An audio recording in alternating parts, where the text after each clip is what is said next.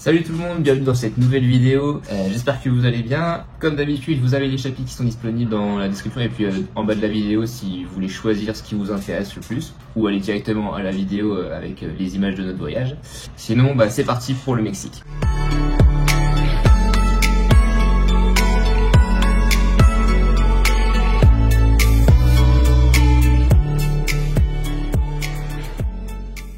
Du coup, on a commencé ce voyage en atterrissant à Mexico. On a passé 4 nuits dans cette ville.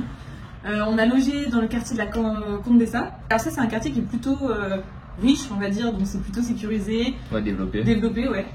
Du coup, on a visité On a visité le musée de l'anthropologie.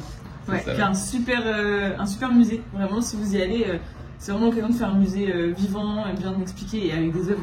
Ouais, les sculptures elles sont assez ouf et ouais, franchement c'était pas mal. Donc ouais, à Mexico on n'a pas fait grand chose, on est resté vraiment dans ce quartier là et vu qu'on venait de se faire voler au Costa Rica, on n'a pas trop bougé, surtout qu'il y a des quartiers de Mexico qui sont peut-être un peu moins safe. Nous on est resté dans les côtés assez développés et cool quoi, tranquille. Donc directement après on est parti direction le Yucatan, donc on a pris un avion de Mexico à Cancun. On a rejoint Playa del Carmen où on a passé une semaine. Playa del Carmen pour le coup c'est assez touristique, ça fait très américanisé, mais autour il y a quand même des choses à faire. Nous on a fait la plage d'Acumal, donc là on peut voir des tortues, etc. Donc franchement cette plage elle était vraiment magnifique, je pense que c'est celle qu'on a trouvée la plus belle parce qu'elle était aussi restée un petit peu sauvage par rapport aux autres. Donc les plages de Cancun, les plages de Playa del Carmen sont belles, mais il y a quand même les hôtels et tout ça qui dénaturent un petit peu. Donc elle est quand même payante, mais bon, franchement ça vaut le détour, c'est plutôt cool. Sinon on a fait la Cenote Azul qui est aussi très belle, il y a un peu de monde aussi, donc forcément le Yucatan de toute façon en général, il y a quand même beaucoup de monde, ça reste très touristique. Après Playa del Carmen, on est parti direction Valladolid, donc on est parti en bus. On a dormi à peu près on a passé 4 jours à Valladolid. Vraiment la ville est super cool, une bonne ambiance, plein de couleurs, les rues, c'est vraiment typique. Et c'est aussi le point de départ pour aller par exemple au Chichén Itzá, donc où on a pu aller en scooter. On a fait des cénotes Sweet Moon et le cénote... c'est Oxman. Et du coup, il y a plusieurs cénotes dans ce secteur-là, donc vous ne pouvez pas tous les faire. Après, si on a un conseil à vous donner pour les cénotes, privilégiez vraiment le matin ou début d'après-midi quand ils mangent. Mais sinon, c'est vrai qu'il y a quand même pas mal de monde dans les cénotes, surtout ceux qui sont auprès du Chichén Itzá. Ensuite, on a pris un bus de Valladolid jusqu'à Chiquila. Donc Chiquila, c'est l'endroit où il y a le port pour pouvoir aller à Holbox. Donc de Chiquila à Holbox, il y a à peu près une demi-heure de ferry et c'est la seule façon d'y aller. Il y a peut-être l'avion aussi, mais c'était quand même beaucoup plus cher. Du coup à Holbox, donc quand on est arrivé, franchement c'est très sympa, mais par contre la ville d'Holbox est souvent inondée, même l'île d'Holbox est souvent inondée, donc dans les rues il y avait de l'eau un peu partout, donc c'était un peu galère, mais franchement c'est très beau, la lumière est vachement belle, les couchers de soleil sont ouf. Par contre on trouve que ça a quand même pris un petit peu en termes de touristes, on nous vendait un petit peu le côté moins touristique, mais c'est quand même assez touristique, il y a les hôtels sur la plage principale. Nous on a fait une excursion où on va du côté qui est un peu moins touristique, donc à l'est, donc qui rejoint Cabo Catoche, et là on a pu faire une activité, donc on est allé pêcher, on est allé voir des îles avec des oiseaux c'est vraiment très sauvage, et énormément de pélicans partout, il y a la mangrove, donc c'est un peu moins le côté paradisiaque, plus le côté sauvage, et c'est ça qu'on a préféré faire au final à Holbox. Après Holbox, on est reparti du coup vers Cancun pour aller à l'aéroport principalement. On a passé 2 jours là-bas.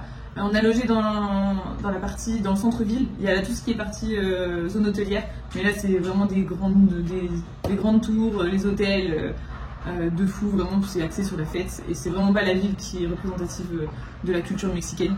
Donc c'était pas l'endroit qu'on a préféré au Mexique en tout cas. Ouais, les plages sont vraiment belles, l'eau est turquoise, mais par contre c'est des blocs de béton quoi partout.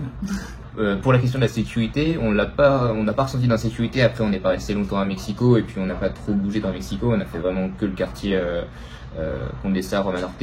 Et sinon le Yucatan on a trouvé ça plutôt safe, il y a l'omniprésence vraiment de la police et des militaires je pense. Ouais. Donc ça a un côté à la fois rassurant et pas trop, mais bon on n'a pas ressenti d'insécurité en tout cas. Non.